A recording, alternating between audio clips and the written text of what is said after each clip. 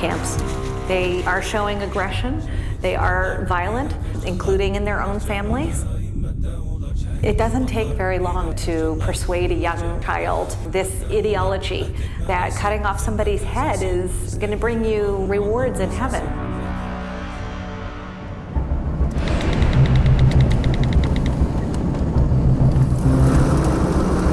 In the waning days of the battle to take Mosul from ISIS, we headed into the heart of the city. But dangers still lurk on the streets. Well, I've just been told I should put my helmet on.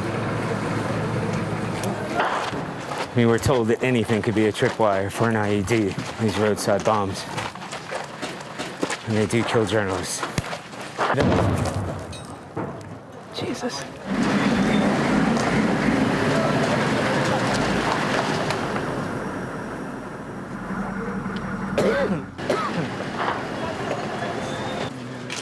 As you walk along, you can smell them.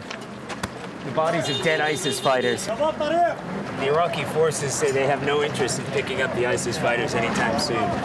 They're left to rot in the street. The entire place is destroyed. I've never seen anything like this in Mosul. In fact, I've never seen anything like this in Iraq. It's just obscene.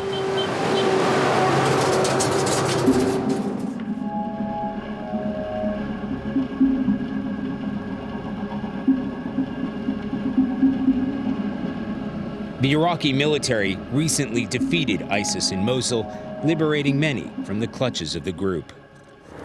And this is what it's come to. And so many lives that have been ruined, and so many children that have been scarred for a generation. And they're going to suffer from it. Children were uniquely victimized by ISIS, first as bystanders, but more shockingly, as soldiers forced to fight. They're now melting back into society. We have more recent arrivals from Mosul that are here. They lived under ISIS or Daesh for several years. Have you done this? Sherry Talabani, an American living in the northern Iraqi city of Erbil, fears many of these recent arrivals desperately need help or risk posing a danger. A former U.S. diplomat who was stationed in Iraq, she had returned as a civilian, dedicated to seeing an end to the cycle of violence. Boys that were in Daesh training camps were taught nothing but violence against their own family, hatred and violence. They've been involved in murder. They've been involved in torture. The idea of child soldiers is nothing new, but this is on a much darker level. The terrible thing about the experience is nobody knows what's going to happen next. Islamic State propaganda videos showing the cubs of ISIS are perhaps the most shocking legacies this war will leave.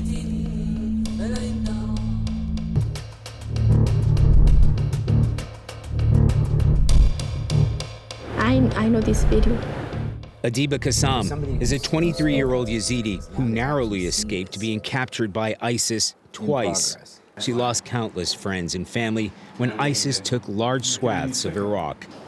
Though granted asylum abroad, she decided to come home to Iraq to identify and help the children of ISIS recover from their trauma. That's why I don't want to watch. I'm sorry.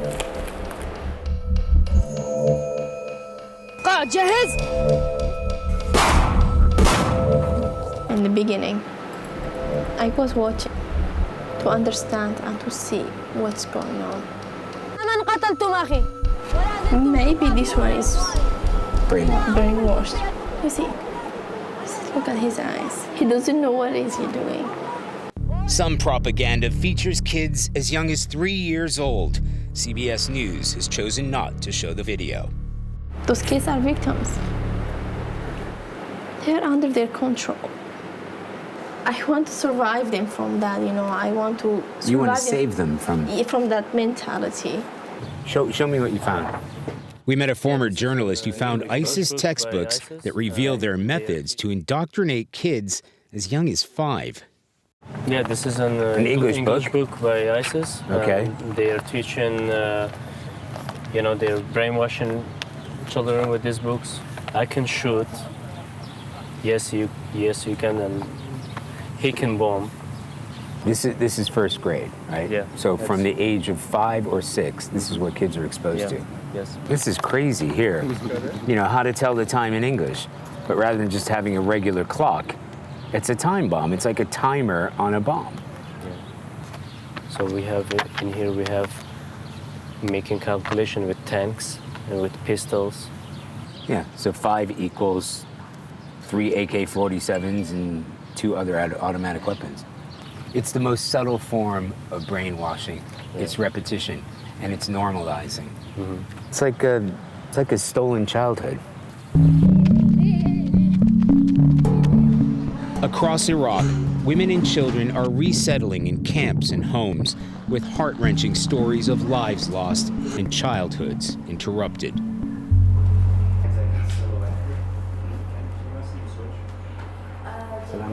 قان جبون يعني نانا كي وكي زلام بيرت باي بكي هاجي زلامانين إنه قلب تعد الزهرين مو عسى زلامانا كان زلام بيرت باي بكي هاجي زلامانين إنه. This woman was kidnapped along with her kids. She was held as a sex slave by ISIS for 3 years. During that period, her boys, who are now 4, 6, and 8, were forced to convert to Islam. Like many who have been victimized by ISIS, she asked for her identity to be obscured. You've seen them practicing beheading? سرد بكافان بوجد لاستيكي تقول إن هكا واشوق فجران ده بكافر هذا تقول إن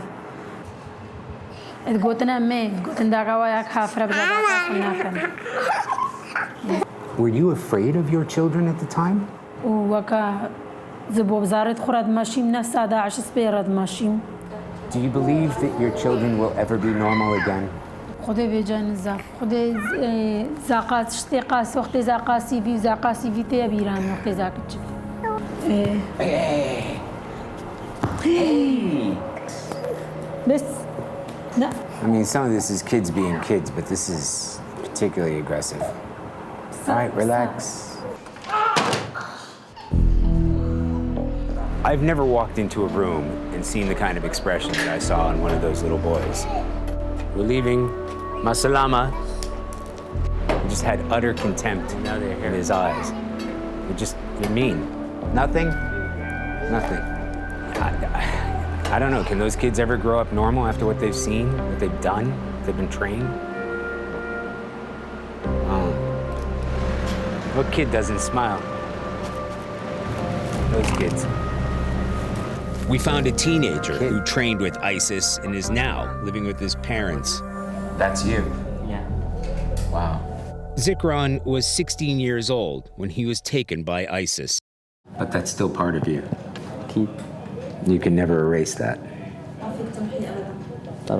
He was pulled out of ISIS captivity a few months ago. The teacher would come in the class and ask who would want to go and explode themselves. And those kids, all of them are screaming, we wanted to, we wanted to. This is your friend? Yeah. Inside the car? أصحابه رسول الهداية والرعيل الأول Yes, when you look at that, that could have been you. يعني لو باقين مصيرنا نفسه. You really believed in it. Were you willing to fight for ISIS? We believed everything they said, and we really honestly believe that they're right, they're good people. You know you may need professional help to make sure that you're okay. والله ما أعلم. I don't think so. I'm controlling myself. Have you thought that you might be dangerous? ما أفكر لا أبداً. Look, the real concern is when you speak to young people like that, is you have to face the facts that this is a trained killer, an ISIS fighter. He's lost a couple years of his life. He's got no job prospects. He's got no prospects for the future. In fact, the only thing that he's had over the past few years in terms of belonging is ISIS. Now, he's got nothing. I know you also try to help young men who have been turned into ISIS fighters. We've spoken to them ourselves. The young kids, some of them, they've been brainwashed.